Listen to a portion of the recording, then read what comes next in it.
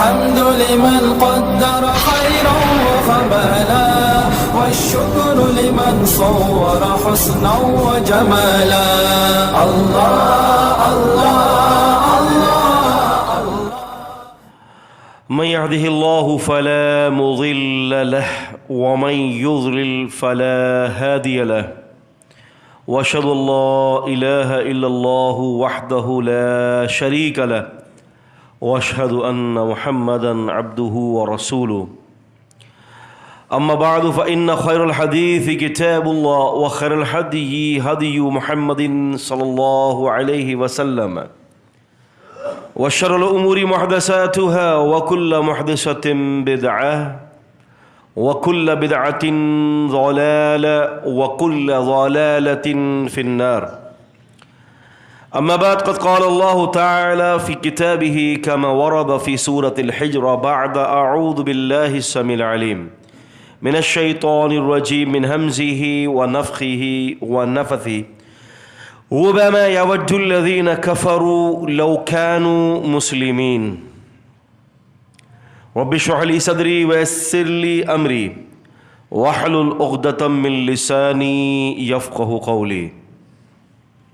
تمام قسم کی تعریفات، بزرگی، بڑائیاں ایک اللہ تعالیٰ کے لیے ہیں جو پالنے والا ہے تمام مخلوقات کا اکیلا.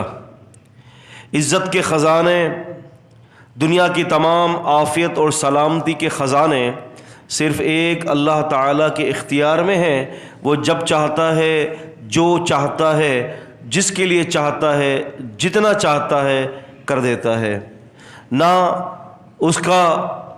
اس کی کوئی بیٹھک ہے، نہ اس کا کوئی وزیر ہے، نہ اس کا کوئی مشیر ہے، نہ ہی وہ کسی سے مشورے لیتا ہے، نہ ہی اس کا اپنا کوئی خلیفہ ہے. وہ جب چاہتا ہے، جب جس کے لیے فیصلہ کر دے، بس وہ سارے فیصلے وقوع پذیر ہو جایا کرتے ہیں. درود ہو، سلام ہو، رحمتیں ہوں، برکتیں ہوں جناب محمد الرسول اللہ صلی اللہ علیہ وسلم کی ذات گرامی پر، جن کو پوری انسانیت کے لیے رحمت بنا کر بھیجا، اور آپ صلی اللہ علیہ وسلم نے دین اسلام کو ہم تک نہیں پہنچایا بلکہ دین اسلام کا حقیقی معنوں کے اندر حق ادا فرما دیا. حجۃ الوداع کے موقع پر پیغمبر کائنات نبی کریم صلی اللہ علیہ وسلم نے 1 لاکھ سے زیادہ صحابہ اکرام کو، لوگوں کو خطاب فرمایا اور یہ کہا کہ اے لوگوں، کیا میں نے تم تک دین پہنچا دیا؟ تو صحابہ نے فرمایا کہ دین نہیں پہنچایا اللہ کے رسول، آپ نے بلکہ اس کے پہنچانے کا حقیقی معنی کے اندر حق ادا فرما دیا ہے. اس موقع پر رسول اللہ صلی اللہ علیہ وسلم نے آسمان کی طرف انگلی اٹھائی اور فرمایا کہ اللہم اشہد، اللہم اشہد، اللہم اشہد، اے اللہ تو اس بات کا گواہ رہنا، تو اس بات کا گواہ رہنا کہ میں نے تیرا دین تیرے بندوں تک پہنچا دیا ہے. تو دین آج ہم تک پہنچا ہے، اور دین کے ہر مسئلے، چاہے وہ باریک سے باریک مسئلہ کیوں نہ ہو، اللہ پاک نے اس مسئلے کو ہمارے لیے روز روشن کی طرح جو ہے وہ واضح کر دیا ہے. اسی لیے رسول اللہ صلی اللہ علیہ وسلم فرماتے ہیں کہ جو دین میں تمہاری طرف لے کر آیا ہوں، لیلھا کالنہار، اس کی رات بھی تمہارے دن کی طرح سفید اور روشن ہے. تو یہ دین اسلام بڑا سفید اور روشن ہے، اس میں کوئی چیز مخفی نہیں ہے، کوئی چیز چھپی بھی نہیں ہے، بلکہ ہر چیز اللہ عز و جل و علا نے واضح کر دیا ہے. درود ہو، سلام ہو نبی علیہ السلام پر، بلکہ تمام نبیوں پر اللہ کی رحمتیں ہوں اور برکتیں ہوں، اور اللہ تعالی رحم فرمائے ہر اپنے نیک بندوں اور ہر اپنی نیک بندیوں پر. عزیزان قدر، انسان کی چاہتیں، انسان کی خواہشات، اس کی انٹینشنز بہت ساری ہوتی ہیں.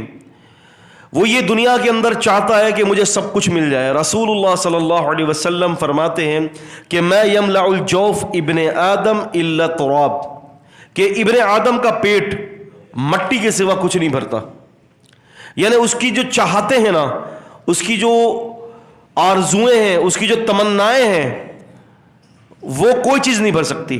آپ نے فرمایا اگر ایک وادی ہے تو وہ دوسری خزانے کی وادی کی خواہش کرتا ہے، دوسری ہے تو وہ تیسری خزانے کی وادی کی خواہش کرے گا. اس کی حوث، اس کی ہرس، اس کی لالچ جو ہے وہ کبھی ختم نہیں ہوتی. وَتَأْكُلُونَ التُّرَاثَ أَكْلًا لَمًّا وَتُحِبُّونَ الْمَالَ حُبًّا جَمًّا. سورہ فجر میں فرمایا وَتَأْكُلُونَ التُّرَاثَ أَكْلًا لَمًّا. وَتَأْكُلُونَ یعنی تم کھاتے ہو تراثہ، وراثت کا مال، أَكْلًا لَمًّا جلدی جلدی، بہت جلد سے جلد تم کھا لیتے ہو. وَتُحِبُّونَ الْمَالَ حُبًّا جَمًّا، اور مالوں سے تو تم بہت پیار کرتے ہو. یعنی مال تمہاری کمزوری ہے، اور یہ اللہ تعالیٰ کی منشا بھی یہی ہے کہ مال کو کمزوری بنا دیا، عورت کو کمزوری بنا دیا، ان شہوتوں کو انسان کی ضرورتیں بنا دیا، اور اسی میں اس کی آزمائش بھی رکھ دی. یعنی یوں سمجھ لیں آسان بات کہ سامنے دسترخوان بچھا دیا اور فرمایا کہ اس میں سے کچھ نہیں کھانا، اور ضرورت بھی وہی چیز ہے. تو آپ اندازہ کریں کہ اللہ تعالیٰ نے جو ہے انسان کی آزمائش کا بندوبست اسی کی ضروریات کے اندر رکھ دیا ہے، اس کی حسرتیں، اس کی چاہتیں، اس کی تمنائیں. لیکن بات یہ ہے کہ انسان ان تمام چیزوں کے ہوتے ہوئے اپنے ڈائریکشن کو نہیں جان رہا، اس کی سمت کیا ہونی چاہیے، اس کا محور کیا ہونا چاہیے، اس کا ملجا کیا ہونا چاہیے، اس کا ماوا کیا ہونا چاہیے. انسان اپنی ڈائریکشن کو جو ہے وہ پہچان نہیں رہا، اور اسی وجہ سے قیامت کے دن غیر مسلم لوگ یہ کثرت سے اس بات کی تمنا کریں گے کہ ہائے کاش کہ ہم مسلمان ہوتے. فرمایا کہ ربما قریب ہے، یود الذین کفروا یود ود یود، چاہیں گے الذین وہ لوگ کفروا جو کافر ہیں. ان قریب یعنی قیامت کے دن کافر لوگ اس بات کی تمنا کریں گے لو کانوا مسلمین کہ ہائے کاش کہ وہ مسلم ہوتے. اب آپ مجھے یہ بتائیے کافروں کے پاس کیا کچھ نہیں ہے؟ اس وقت دنیا کی بڑی بڑی نعمتیں جو ہے وہ ان یہود اور نصارہ کو اللہ تعالیٰ نے دے رکھی ہیں، بلکہ آپ کی مخفی نہیں ہے. اگر آپ اکنامک وغیرہ پڑھتے ہیں، آپ دنیا کی معاشیات کو پڑھتے ہیں، تو اس وقت پوری دنیا کا معاشی کنٹرول جو ہے وہ یہودیوں کے ہاتھ میں، اتنا کچھ اللہ نے دے رکھا ہے. لیکن مرنے کے بعد جس چیز کی وہ تمنا کریں گے وہ اسلام ہوگا کہ کاش کہ ہم مسلمان ہوتے، ہائے کاش کہ ہم نے جو ہے وہ اسلام قبول کر لیا ہوتا. اور سورہ ملک میں یہ کہا کہ وَقَالُوا لَوْ كُنَّا نَسْمَعُ أَوْ نَعْقِلُ مَا كُنَّا فِي أَصْحَابِ السَّعِيرِ، ہائے کاش کہ ہم سن لیتے اور عقل سے کام لے لیتے تو ہم جہنم میں رہنے والے نہ ہوتے. تو سننا اور پھر اس کے ساتھ سننے کے بعد دین اسلام کو سننے کے بعد اس کے اوپر عقل کے مطابق یعنی عقل کو استعمال کرتے ہوئے دین پر چلنا یہ بہت ضروری ہے. ایک واقعہ کسی سلف نے ذکر کیا ہے اس آیت کے تحت، میں وہ آپ کو واقعہ رکھنا چاہتا ہوں. بہت تفصیلی تو بات ہوگی نہیں کیونکہ وقت ہمارے پاس اختصاراً ہے، مختصراً وقت ہوتا ہے. ایک مسلمان بہترین عابد اور مؤذن، اذن یؤذن مؤذن، اذان دینے والا، وہ مینارے پر چڑھتا اور وہ اذان دیتا. تو اتفاق ہے کہ اس مسجد کے بالکل قریب ہی جو ہے وہ نیچے ایک عیسائی کا گھر تھا، اور یہ حافظ قرآن تھا اور قرآن کا قاری تھا. اذان دیتا، بسا اوقات نیچے اترتے ہوئے عزیز دوستوں نظر پڑ جاتی نیچے، تو وہاں جو ایک دوشیزہ تھی غیر شادی شدہ عیسائی لڑکی، بس وہ اکثر و بیشتر نگاہ پڑتی، تو وہ نگاہ جو ہے اس کے دل کے اندر جگہ کر گئی.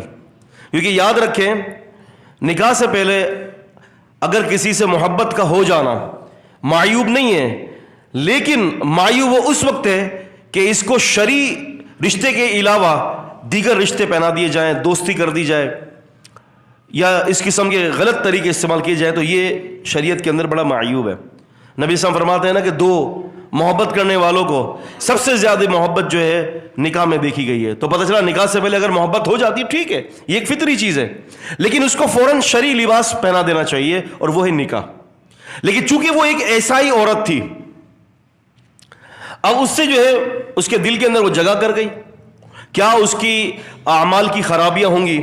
اس قاری کی کون سے ایسے اعمال ہوں گے جس کے اندر وہ چھپے حوالے سے، پوشیدہ حوالے سے جو ہے وہ اس کے اندر ملوث ہوگا، وہ تو اللہ ہی جانتا ہے. لیکن چونکہ میری ایک ناقص تجربہ ہے کہ یہ جو اللہ تعالیٰ نے یہ چھوٹی چھوٹی جتنی بھی نیکیاں بتائی ہیں نا، کہ حدیث میں آتا ہے کہ ایمان کے 70 کم شاخیں، اور کم سے کم اس کا درجہ یہ ہے کہ بندہ چلتے ہوئے ایذا دینے والی چیز کو ہٹا دے، ہے نا. تو 70 کے قریب ایسے اعمال ہیں جس کو ایمان کے اندر قرار دیا گیا کہ ایمان کی یہ اصل ہے. لیکن مسئلہ یہ ہے کہ میں یہ سمجھتا ہوں کہ یہ چھوٹی سی چیز سے لے کر بڑی چیز تک ایک پوری ایک ایمانیات کی زنجیر ہے. یہ کیا ہے؟ یہ سلسلۃ الایمان ہے، یہ ایمان کی زنجیر ہے. بسا اوقات ایسا ہوتا ہے کہ ہم لوگ کسی بھی نیکی کو چھوٹی نیکی سمجھ کے اس کو چھوڑ دیتے ہیں. ایسا ہی ہے، یار چھوڑو یار، خیر ہے، چھوٹی سی تو نیکی ہے. یا پھر ہم اس کو اہمیت نہیں دیتے. لیکن یاد رکھیں کہ ہر چھوٹی نیکی اپنے آگے والی نیکی کے ساتھ جڑی ہوئی ہوتی ہے. آپ سمجھ رہے؟ ہر چھوٹی نیکی اپنے سے آگے والی نیکی جو اس سے بڑی نیکی ہے اس کے ساتھ جڑی ہوئی ہوتی ہے. آپ نے 4 نیکیاں کی اور 5ویں نیکی کو چھوڑ دیا تو سمجھ لیں کہ آپ کی وہ ایمان کی جو چین تھی نا وہ بیچ میں کٹ رہی ہے. اب اس زنجیر کے، ایمان کے اعمال کی جو زنجیر تھی اس کے کٹنے کے سبب پر اعمال خراب ہونا شروع ہو جاتے ہیں. بسا اوقات اعمال کے اندر زنگ لگ جاتا ہے. بسا اوقات اخلاص جو ہے وہ رہتا ہی نہیں ہے. اب یاد رکھیں کہ دین اسلام کی بنیادوں میں ایک بہت بڑی بنیاد ہے اخلاص، خلوص، اللہ تعالیٰ کے لیے کرنا. سفیان ثوری رحمۃ اللہ علیہ فرماتے ہیں زندگی بھر میری زندگی نکل گئی ہے، میں نے اپنے اوپر اخلاص کے اوپر محنت کی ہے زندگی بھر. اب آپ اندازہ کر رہے ہیں کہ اخلاص نیت کا کتنا بڑا عمل ہے. تو کیا خرابی ہوگی اس کے اندر واللہ تعالی عالم. تو اس عورت کو اس نے دیکھا اور پھر اس عورت کی جگہ اس کے دل میں آ گئی. اسے رابطہ کیا. اس لڑکی نے کہا کہ تم مسلمان ہو، میں عیسائی ہوں، تو تمہارا اور میرا رشتہ ہو نہیں سکتا. اگر تم عیسائیت قبول کر لو تو میں مسلمان ہو جاتی ہوں. اس نے کہا ٹھیک ہے، میں اسلام کو چھوڑ دیتا ہوں، میں اسلام کو چھوڑ دیتا ہوں. اس نے اسلام کو چھوڑا اور عیسائی لڑکی سے شادی کر لی. اب اس وقت جنگیں چل رہی تھی مسلمانوں اور عیسائیوں کے درمیان. تو مسلمانوں کی طرف سے جو مسلمان سپاہی لڑنے کے لیے آئے تو یہ مرتد جو ہے وہ سامنے وہ عیسائیوں کی طرف سے مسلمانوں کے ساتھ لڑنے کے لیے آیا. تو وہ لڑکے یا وہ لوگ جو اس کے ساتھ جنہوں نے قرآن حفظ کیا تھا، انہوں نے کہا کہ فلاں تم تو وہی ہو کہ ہمارے ساتھ بیٹھ کے تم نے قرآن حفظ کیا تھا، آج تم یہاں کیسے آ گئے؟ اور کیا تمہیں قرآن اب یاد ہے کہ بھول گئے؟ اس بندے نے کہا کہ پورے قرآن میں سے صرف ایک ہی آیت مجھے یاد ہے، پورے قرآن میں سے صرف ایک ہی آیت یاد ہے. اور وہ کون سی؟ ربما یود الذین کفروا لو کانوا مسلمین. بس یہی مجھے یاد ہے کہ کافر قیامت کے دن حسرت کرے گا کہ کاش کے مسلمان ہوتا. آپ دیکھیں اللہ نے پورا قرآن بھلا دیا، ایک ہی آیت کو اس کو یاد رکھا اور اسی کے خلاف اس کے اوپر حجت ہوگی قیامت کے دن. ایک ہی آیت یاد رہی. تو دوستو بات یہ ہے یہ ایسا کیوں ہوتا ہے؟ دراصل دشمن جو ہمارا ہے نا، ہم نے اپنے دشمن کو پہچانا نہیں ہے. ہمارا اور آپ کا جو دشمن ہے وہ دشمن ایسا دشمن ہے کہ شروع سے ہی اس نے ہم سے دشمنی کا بیڑا ٹھان لیا ہے. آپ کو پتا ہے اس وقت دنیا کے اندر کتنی آبادی ہے؟ تقریباً کم و بیش 5 سے 6 ارب کی آبادی ہے اس وقت دنیا میں، ٹھیک ہے. اور آپ یہ سمجھ لیں کہ 3-3.5 ارب سے زیادہ تو اس وقت صرف دنیا کے غیر مذہب کے لوگ ہیں. آپ 4 ارب کا حساب لگا لو. ویسے 1 ارب اور کچھ 20 یا 22 کروڑ مسلمان ہیں دنیا میں. تو آپ یہ سمجھ لو کہ 4.5 کروڑ 4 ارب اور تقریباً 50 کروڑ کی تعداد کے اندر اس وقت دنیا کے اندر دیگر مذاہب کے لوگ ہیں. تو مجھے بتائیے شیطان کامیاب ہو گیا کہ نہیں ہو گیا؟ بتائیے. 4 ارب اور 50 کروڑ کی تعداد کو لے کر اپنے ساتھ جہنم میں جائے گا موجودہ دور میں، اگر اللہ نے ان کو ہدایت نہ دی، ان کی قسمت میں ہدایت نہ لکھی. اتنی بڑی تعداد جہنم میں جا رہی ہے. اور پھر مسلمانوں میں آپ کو پتا ہے مشرک بھی ہیں، مسلمانوں کے اندر بدعتی بھی ہیں، مسلمانوں کے اندر ہر طبقہ موجود ہے. اور آپ حساب لگا لیں کہ حق کا طبقہ کتنا تھوڑا ہوگا. اگر 1 ارب اور 50 کروڑ مسلمانوں کا حساب لگایا جائے تو موحدین صحیح العقیدہ کتنے لوگ ہوں گے؟ کتنے لوگ ہوں گے؟ آٹے میں نمک. تو شیطان کتنا کامیاب جا رہا ہے، اس کی کامیابی کا عالم دیکھیں. تو دوستوں بات یہ ہے کہ سب سے افسوس کی بات یہ ہے کہ ہم نے متعین نہیں کیا ہم نے کرنا کیا ہے. آج ہم بطور مسلمان اللہ تبارک و تعالیٰ سے بے انتہا دور ہیں. آج ہماری پریشانی، ہماری مصیبتیں، ہمارے معاملات، ہم اپنے معاملات کو حل کرنے کے لیے مخلوق کی طرف دیکھتے ہیں کہ یار کوئی مخلوق کا کوئی بندہ مل جائے. یعنی آپ سمجھ لیں کہ دل کے اندر جو ہے خالق کی عظمت جا چکی ہے اور مخلوق کی عظمت آ چکی ہے. خالق کی عظمت کہاں ہے؟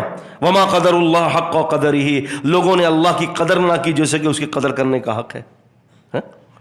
خالق کی عظمت کو لائیں اور شیطان کی چاپلوسی سے اور شیطان کے ہتھ کنڈوں سے بچنے کے لیے ہم پر لازم ہے کہ ہم قرآن و حدیث سے شیطان کے مکر و فریب کو پڑھیں کہ شیطان کس قسم کا مکر کرتا ہے ہمارے اوپر، شیطان کس طرح سے ہمارے اوپر داؤ پیچ کرتا ہے، کیونکہ اس کو تو ایک زمانہ قدیم سے انسانوں کو گمراہ کرنے کا تجربہ ہے. لیکن ہم اپنے اللہ کو نہیں پہچان سکے، ہم شیطان کو نہیں پہچان سکے، جبکہ اللہ تعالیٰ نے فرمایا فاتخذوہ عدوا، تم نے اگر دشمن کسی کو بنانا ہے تو تم شیطان کو بناؤ. ہم نے شیطان کو دوست بنا لیا اور ایک دوسرے کو اپنا دشمن بنا لیا، ایک دوسرے کا دشمن. شیطان کیا ہے؟ شیطان لفظ شطن سے نکلا ہے.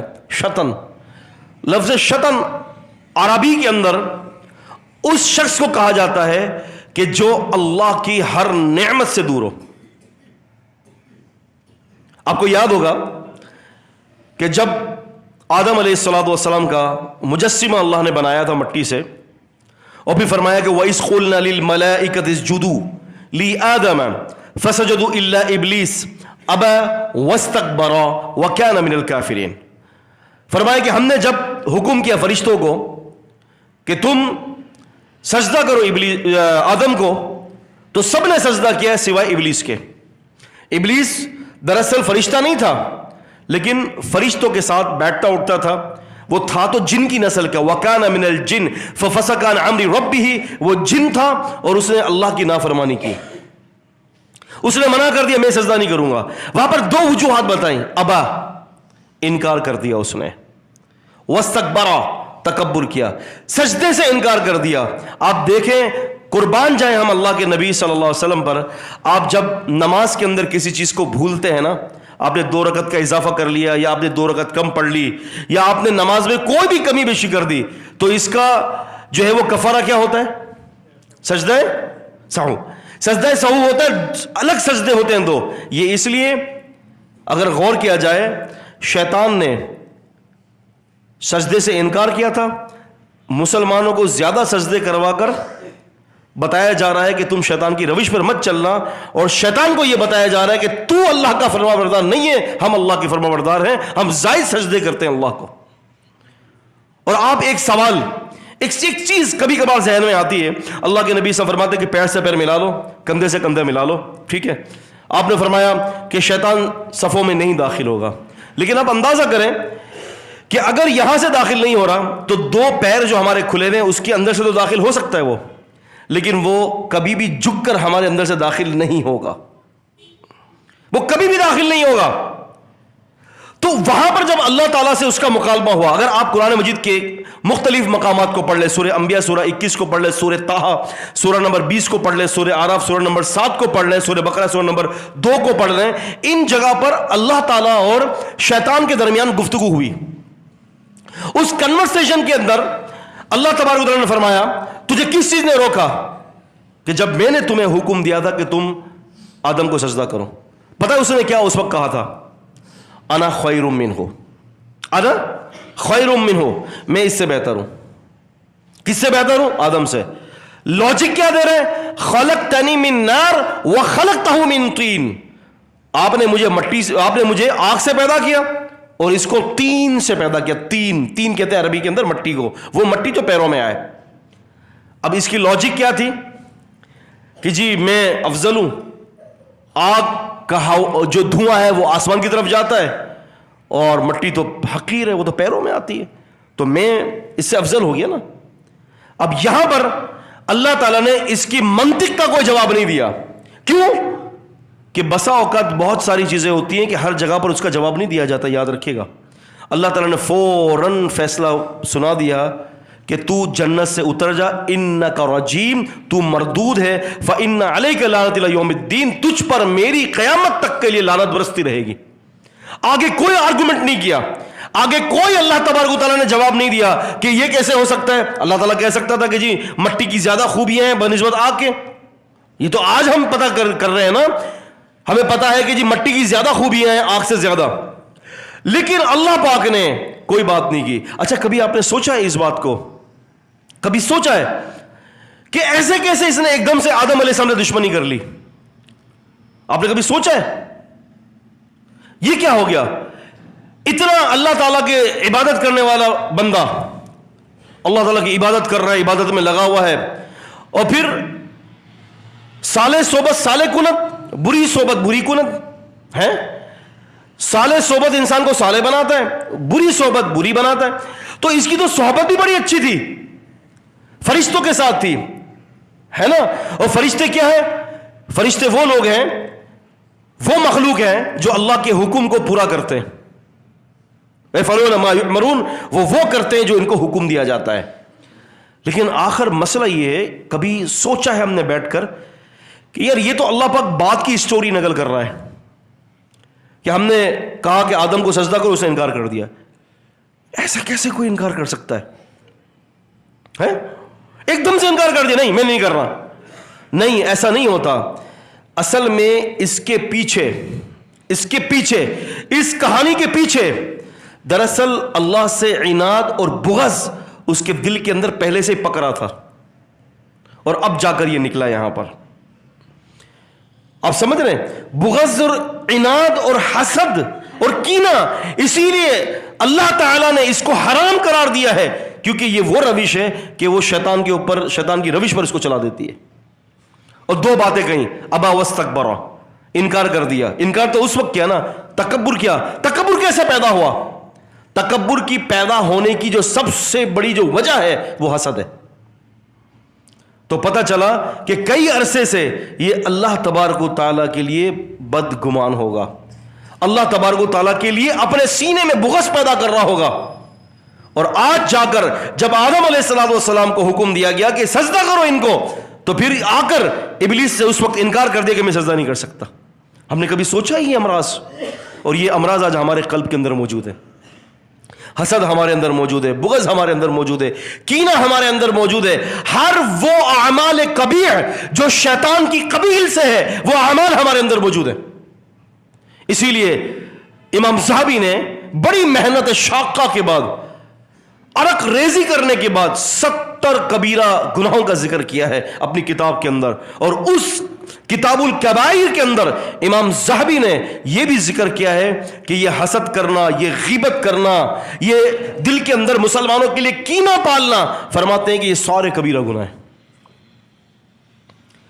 اور پھر اس کے بعد شیطان نے کہا تھا نا، اب میں کسی کو نہیں چھوڑوں گا، اب جہنم کو بھر کر رہوں گا، بھر کر اللہ کے بندوں سے جہنم کو بھر کر رہوں گا۔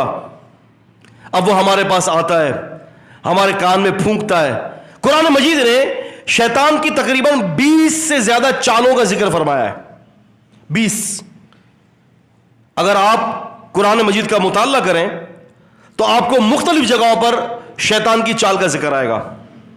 اب سورہ بقرہ کے اندر 2 باتیں ذکر کی گئی، انکار اور تکبر کرنا، اور یہ کبر اللہ کو پسند نہیں ہے۔ یہ کبر کیا ہے؟ کبر کو ہم اردو کے عام الفاظوں میں دوستوں کہتے ہیں میں۔ کیا چیز؟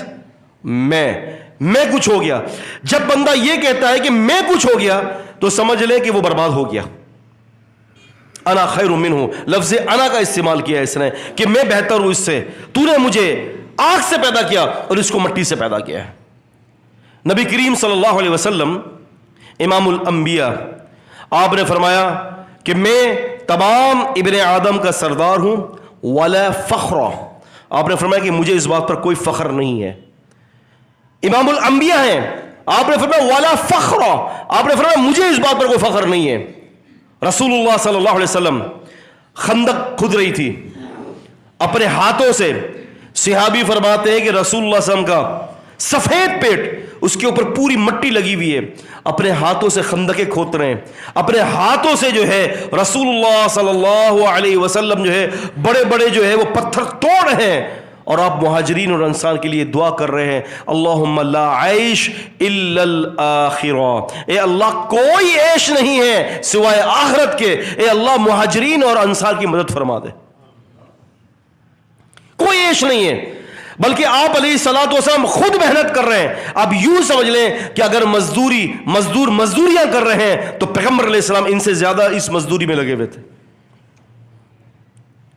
اب اندازہ کر لیں، عبداللہ بن مبارک رحمت اللہ علیہ ایک دفعہ جنگل پر جاتے ہیں اور وہاں سے اتنا سارا لکڑیوں کا جو ہے نا گٹھا لے آتے ہیں، لکڑیاں درخت سے توڑ توڑ کر، تو لوگ حیرت زدہ ہو رہے تھے۔ ابن مبارک خود جو ہے امیر ترین شخص ہے، ابن مبارک رحمت اللہ علیہ امیر ترین شخص، اور وہ بلا وجہ غلام کو کہنے کی جگہ پر، کسی نوکر کو کہنے کی جگہ پر خود جا کر جو ہے وہ بازار کے اندر جاتے ہیں، جنگلوں میں جاتے ہیں، لکڑیاں کاٹتے ہیں اور گٹھا اٹھا کر لا رہے ہیں۔ تو کسی نے کہا کہ استاد یہ سمجھ میں نہیں آیا یہ مسئلہ، مقصد یہ کہ آپ خود صاحب حیثیت آدمی ہیں، آپ کے نوکر چاکر ہیں، خود جا کر جو ہے وہ لکڑیاں کاٹ کے لا رہے ہیں گھر کے لیے، تو اس کا کیا مطلب؟ تو فرماتے ہیں کہ اس کا مطلب یہ ہے کہ رسول اللہ صلی اللہ علیہ وسلم فرماتے ہیں کہ جس کے دل میں رائے کے دانے کے برابر بھی کبر داخل ہو جائے، آپ نے فرمایا کہ وہ جنت میں نہیں جائے گا۔ اس کبر کو ختم کرنے کے لیے مزدوروں کی طرح مزدوری کر رہا ہوں، مزدوروں کی طرح مزدوری۔ تو دوستوں، بزرگوں، قابل قدر طالب علموں، ذہن میں رکھیں اس بات کو کہ عاجزی، انکساری اور اخلاص یہ اگر کسی سے سلب کر دیا جائے تو آپ یہ سمجھ لیں کہ وہ ہوا علی سبیل الابلیس، وہ ابلیس کے سبیل پر ہے، وہ شیطان کے سبیل پر ہے، اور پھر انسان کو جب گمراہ کر دیتا ہے، انسان کو برباد کر دیتا ہے، تو اللہ تعالیٰ نے شیطان کا ایک قول نقل کیا سورہ حشر میں، کمثل الشیطان اذ قال للانسان اکفر، شیطان کی مثال تو یہ انسان کو کہتا ہے کفر کر، وہ آپ کو ہر حالت کے اندر کفر نہیں۔ نبی کریم صلی اللہ علیہ وسلم فرماتے ہیں شیطان تم میں سے کسی ایک کے پاس آتا ہے اور کہتا ہے کہ سوچو یہ فلاں چیز کس نے پیدا کی، فلاں چیز کس نے پیدا کی، فلاں چیز کس نے پیدا کی، رسول صلی اللہ علیہ وسلم فرماتے ہیں کہ یہ خیالات لاتا ہے اور پھر یہ خیال پیدا کر دیتا ہے کہ اللہ کو کس نے پیدا کیا، یہ بھی سوچ، اللہ کو کس نے پیدا کیا۔ اللہ کے نبی صلی اللہ علیہ وسلم نے ایسی سوچوں سے اللہ کی پناہ طلب کرنے کا حکم دیا ہے کہ آپ کے ذہن میں جب یہ آ جائے کہ اللہ کو کسی نے پیدا کیا ہے تو سمجھ لیں کہ شیطان آپ کے اوپر غالب آ چکا ہے، کیونکہ یہ بات میری اور آپ کی سمجھ میں نہیں آئے گی۔ اور آپ کو بڑی حیرت ہوگی، ایک تجزیے کے مطابق اس وقت دنیا کے اندر لاکھوں کی تعداد کے اندر نہیں، کروڑوں کی تعداد کے اندر چائنا اس وقت آبادی کے اعتبار سے دنیا کا سب سے بڑا ملک ہے، اس کے بعد ہندوستان ہے۔ چائنا اس وقت 100 میں سے 90% چائنا کے رہنے والے لوگ ملحد ہیں۔ کیا ہے؟ ملحد۔ ملحد کون ہے؟ جو اللہ تبارک و تعالیٰ کو نہیں مانتے۔ یہ ملحد کیا ہوتا ہے آپ کو پتہ ہے؟ ملحد کس کو کہتے ہیں آپ کو پتہ ہے؟ رسول اللہ صلی اللہ علیہ وسلم فرماتے ہیں، آپ صلی اللہ علیہ وسلم نے لاحت کی قبر کو پسند کیا ہے۔ لفظ لاحت ملحد سے نکلا ہے۔ وہ کیا ہوتا ہے کہ آپ اس طرح سے قبر کھودتے ہیں سیدھی، اور پھر اس کے بعد قبلے کی روح جو ہے وہ اندر گڑا کھودتے ہیں، یعنی سمجھ لیں کہ میت کو آپ ایک طرفہ کر دیتے ہیں، یعنی سیدھا کرنے کے بعد آپ قبلے کی طرف روح کر کے ایک طرفہ کر دیتے ہیں، تو اس کو لاحت کا قرار دیا ہے۔ ایک صندوقی قبر ہوتی ہے، آپ نے فرمایا کہ لاحت قبر جو ہے یہ ہماری ہے، نبی صاحب نے فرمایا، پسند فرمایا آپ نے، یہ لاحت کہتے ہیں ایک طرفہ ہونے کو، یعنی لغت کے اندر یہ بات لکھی ہے کہ ملحد اس کو کہتے ہیں جو دین اسلام کو چھوڑ کر کسی دوسرے الگ مذہب کی طرف ایک طرف ہو جائے، اس کو کہتے ہیں ملحد۔ اور یہ قبر لاحت بھی اسی سے نکلی ہے، یہ لاحت قبر۔ تو یہ ہمیں ملحد بنانا چاہتا ہے۔ میں آپ کو بتاؤں، ابھی کچھ عرصے پہلے ایک بہت بڑے صاحب علم گزرے تھے، غالباً مصر وغیرہ کے تھے، عبداللہ القصیمی۔ عبداللہ القصیمی، ان کی ایک کتاب آج بھی میرے پاس رکھی ہوئی ہے، اور میں کافی عرصے سے اس بندے کے بارے میں معلومات سوچ رہا تھا کہ انہوں نے کتاب بڑی زوردار لکھی تھی حدیث کے دفاع کے اوپر. ان کی کتاب کا نام ہے کہ احادیث المشکلات النبویہ، ان کی کتاب کا نام ہے. مجھے پچھلے سال یہ بات پتہ چلی کہ یہ شخص مرنے سے پہلے دین اسلام کو چھوڑ کر ملحد ہو گیا. اتنا صاحب علم کہ باقاعدہ مصر کے اندر اس بندے کے علم کے چرچے تھے. لیکن کیا ہوا؟ کمثل الشیطان اذ قال للانسان اکفر. کوئی نہ کوئی ایسے مسئلے کے اوپر انہوں نے اس کے اندر ٹانگ اڑائی ہوگی جس پر اللہ کے نبی نے منع کیا، دل میں تردد پیدا ہوا، اس تردد کو ختم نہیں کیا اللہ کی مدد کے ذریعے، بلکہ اس تردد کو جو ہے پروان چڑھایا، اللہ کی عبادت سے دور ہوا ہوگا وہ. اور یاد رکھیں اس بات کو یاد کر لیں کہ جب تک بندہ توحید کے بعد 5 وقت نماز جماعت کے ساتھ ادا کرتا رہے گا نا تو وہ بہت بڑے بڑے شر اور فتنوں سے محفوظ رہے گا. یہ یاد رکھے گا، یہ آپ چھوٹی بات اس کو نہ سمجھیں کہ اعمال کے اندر بڑی بڑی خرابیوں سے ان الصلاۃ تنہی عن الفحشاء والمنکر ولذکر اللہ اکبر واللہ یعلم ما تصنعون. یہ نماز جو ہے فحش اور منکرات سے روکتی ہے، آپ کو فحش سے روکے گی. یہ منکرات کیا ہے؟ یہ منکرات ہیں. ملحد ہونا یہ منکرات ہے. یہ نماز آپ کو روکے گی. آپ نماز اگر پڑھو گے آپ کو اللہ اس سے روکے گا. اور شیطان کا مقصد کیا ہے؟ کہ آپ کو اللہ کا باغی بنا دے. کمثل الشیطان اذ قال للانسان اکفر. انسان کو کہتا ہے کفر کر. فلما کفر، اور جب انسان اس کی ابتدا میں آ کر اس کی بات کو مان لیتا ہے. یہ اللہ تعالیٰ نے یہاں پر شارٹ ذکر کیا ہے. شیطان آیا کہتا ہے کفر کر، وہ کفر کر دیتا ہے. نہ ہی شیطان اتنی جلدی آ کر آپ کو کفر کا حکم دے گا اور نہ ہی اتنی جلدی آپ نے کفر کو قبول کرنا ہے. اس کے پیچھے عوامل ہیں. کیا ہے وہ؟ اس کے پیچھے چھپے ہوئے تقریباً کم از کم 20 سے 25 عوامل ہیں کہ جس کے بعد آ کر شیطان کا وسوسہ ایمان والوں کے قلب کے اندر بیٹھتا ہے. میں نے بتایا نا، سب سے پہلا عمل وہ ہے، وہ اللہ کی ذات پر آپ کو تردد دے گا، اللہ کی ذات پر آپ کو شک دے گا. اس کو کس نے پیدا کیا ہے، اس کو کس نے پیدا کیا ہے، یار اس سے پہلے تو کچھ بھی نہیں تھا، وہ کیسے آ گیا؟ استغفر اللہ العظیم. یہ تردد، یہ شک، یہ شبہ. اب پھر ایسا کیا ہوتا ہے؟ میرے سامنے کی بات ہے، یہ 5A2 کے اندر ہمارے ایک ساتھی تھے جو روڈ ایکسیڈنٹ کے اندر ان کی جو ہے وفات ہوئی ہے. اللہ تعالیٰ ان کو غریق رحمت فرمائے. عبد الخالق آفریدی جو تھے اپنی جماعت کے جو عالم دین ہیں، ان کے داماد میرے بڑے اچھے دوست تھے. اللہ تعالیٰ ان کی مغفرت فرمائے رب العزت والجلال. اللہم اغفر لہ وارحمہ. تو آپ یقین مانیں ان کے ذریعے انہوں نے مجھے بتایا کہ شیخ صاحب وہ جو 5 لڑکے جو ہم سے بات کرنے کے لیے آئے تھے، انہوں نے مجھے بتایا کہ وہ لوگ حدیث کا انکار کر رہے ہیں. سب سے پہلے کس کا انکار کیا؟ حدیث کا. میں نے کہا ہم بات کرنے کے لیے تیار ہیں، آپ لے جائیں. وہ کہہ رہے تو ٹائم نہیں دے رہے، وہ لوگ اپنی تبلیغ کو تیز کر دیا. آپ یقین مانیں اس کے بعد اسی ساتھی نے مجھے خبر دی کہ شیخ صاحب وہ معجزات کے بارے میں بھی شکوک کے اندر پڑے ہوئے ہیں، اب معجزات کا بھی انکار کر رہے ہیں. پھر آخری جب میری بات ہوئی اس سے تو انہوں نے کہا کہ شیخ صاحب انہوں نے اللہ تعالیٰ کے وجود کا انکار کر دیا ہے. اِنَّ لِلَّهِ. اب پتہ نہیں وہ کہاں ہیں، وہ کدھر ہیں، مجھے علم نہیں ہے. اسی ساتھی کے رابطے میں وہ تھے. ایک دفعہ میری ملاقات ہوئی تھی لیکن بات آگے بڑھنی تھی، لیکن شیطان نے اپنا کام بات آگے بڑھانے سے پہلے ہی پورا کر دیا. لیکن میں آپ کو بتاؤں ایک دم سے انسان کفر نہیں کرتا دوستوں، آرام سے جاتا ہے کفر کی طرف. پہلے سب سے پہلے اللہ تعالیٰ کے حوالے سے شک اور ارتداد کے اندر اس کے ذہن میں پیدا ہوتا ہے، شک پیدا ہوتا ہے اللہ کی ذات کے حوالے سے. پھر جب اللہ کی ذات کے حوالے سے اس کا دل خراب ہوتا ہے نا تو پھر وہ اعمال کو چھوڑ دیتا ہے، اعمال کو چھوڑ دیتا ہے. اور جیسے ہی اس نے اعمال کو چھوڑا اور سب سے پہلے اس نے نماز کو چھوڑا تو بس سمجھ لیجئے کہ اللہ کی امان سے باہر آ گیا وہ. اب شیطان کی مرضی ہے، جہاں چاہے لے جائے ہاتھ پکڑ کے. اور پھر آپ نے دیکھا کہ یہ 5 لڑکے ملحد ہو گئے. اب کون محنت کرے، کس طرح سے محنت کرے، کہاں ڈھونڈے ان کو؟ کیونکہ ہر آدمی ہم میں سے اپنی ذمہ داریوں کو نبھا نہیں رہا نا دوستوں. اگر ہر آدمی اس غم کے اندر اس ذمہ داری کو نبھائے کہ کوئی مسلمان جو ہے وہ الحاد کی طرف نہ جائے تو یہ بہت بڑی نعمت ہے کہ اس کے دل میں یہ فکر پیدا ہوئی. تو سب سے پہلا کام کیا کرواتا ہے؟ اس قال الانسان اکفر فلما کفر قال انی بریء منک انی اخاف اللہ رب العالمین. جب انسان کفر کر دیتا ہے تو کہتا ہے میں تجھ سے بیزار ہوں، میں اللہ سے ڈرتا ہوں.